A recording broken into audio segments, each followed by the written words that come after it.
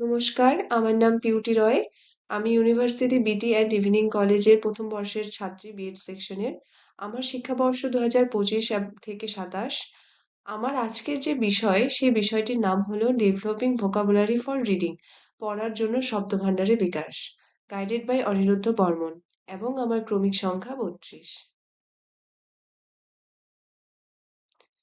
প্রথমে আমরা জানবো এই পড়ার শব্দভাণ্ডারের বিকাশের জন্য যে ভূমিকাটা কেন আমাদের এটা দরকার সেটা। পড়ার ক্ষেত্রে শব্দভাণ্ডার অত্যন্ত গুরুত্বপূর্ণ, কারণ শব্দের অর্থ ছাড়া কোনো পাঠ্যবস্তুই সঠিক অর্থ বোঝা সম্ভব নয়। শব্দভাণ্ডার যত সমৃদ্ধ হবে, পড়ার দক্ষতাও আমাদের ততই উন্নত হবে। পড়ার জন্য শব্দভাণ্ডারে যে সমস্ত গুরুত্বগুলি রয়েছে তা নিচে আলোচনা করা হলো। প্রথম, পাঠ্যবস্তুর অর্থ বোঝা সহজ হয়। যদি আমরা পরিচিত শব্দ যদি আমাদের বেশি হয়, তাহলে আমাদের পাঠের ভাব অনেকটাই স্পষ্ট হয় এবং আমাদের বুঝতে অনেকটাই সুবিধা হয়। দ্বিতীয় হচ্ছে, পড়ার গতি বৃদ্ধি পায়। বারবার থেমে শব্দের অর্থ খুঁজতে হয় না আমাদের, যদি আমাদের শব্দের অর্থ জানা থাকে। তৃতীয়, পাঠে আগ্রহ সৃষ্টি হয়। যখন আমরা সেই শব্দগুলির মানে বুঝতে পারবো, সহজে আমাদের পাঠটাও আমাদের বোধগম্য হবে।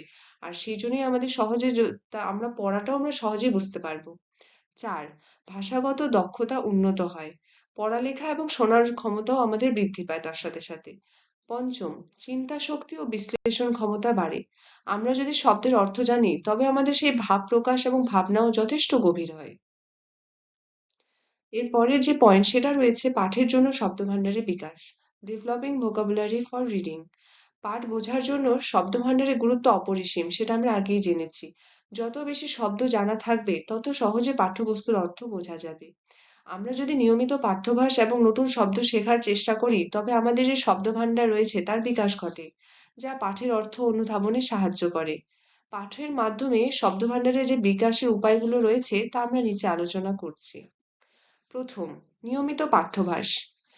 গল্প, কবিতা, পাঠ্য বই, সংবাদপত্র ইত্যাদি যে সমস্ত আমাদের কাছে রয়েছে, সেগুলো যদি আমরা নিয়মিত পড়ি, তাহলে আমরা নতুন নতুন শব্দের সঙ্গে পরিচয় হই এবং আমাদের যে শব্দভাণ্ডার রয়েছে তার বিকাশ ঘটে।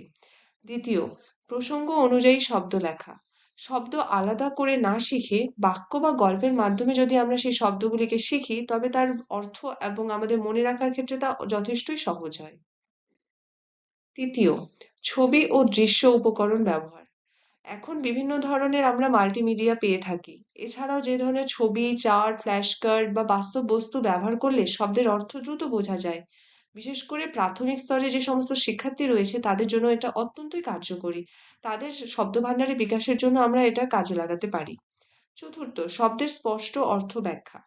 পাঠের আগে কঠিন শব্দগুলো সহজ অর্থ ও উদাহরণ দিয়ে ব্যাখ্যা করলে পাঠ বোঝা সহজ হয়। এক্ষেত্রে আমরা ডিকশনারি বা আপনার ফোন বা ইত্যাদি আমরা যে মাল্টিমিডিয়া রয়েছে সেগুলোর সাহায্য নিতে পারি। পঞ্চম, শব্দ খেলা ও কার্যকলাপ। শব্দ মেলানো, ক্রসওয়ার্ড, শব্দ খোঁজা ইত্যাদি। এছাড়াও বিভিন্ন ধরনের খেলাধুলা রয়েছে যেগুলো আমরা শব্দ নিয়ে করতে পারি। সেই খেলাধুলাগুলোর মাধ্যমে শব্দ শেখা যতটা আনন্দদায়ক হয়, ততটাই আমাদের শব্দভাণ্ডারের বিকাশের ক্ষেত্রে অত্যন্তই গুরুত্বপূর্ণ হয়।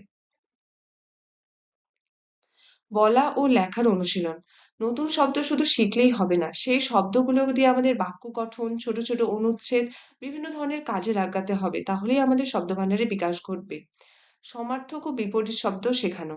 আমরা যখন শব্দের অর্থ খুঁজবো, সেই শব্দগুলির সাথে আর কি কি বিপরীত শব্দ বা তার সাথে যে আলাদা রকমের শব্দ রয়েছে সেগুলো আমরা জানবো, যাতে আমাদের শব্দভাণ্ডারের বিকাশ ঘটে।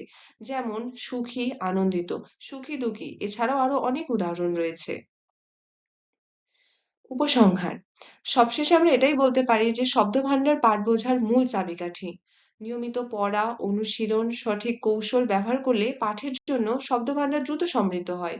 শব্দভাণ্ডার যত সমৃদ্ধ হয়, পাঠ বোঝার ক্ষমতাও তত বৃদ্ধি পায়। ধন্যবাদ।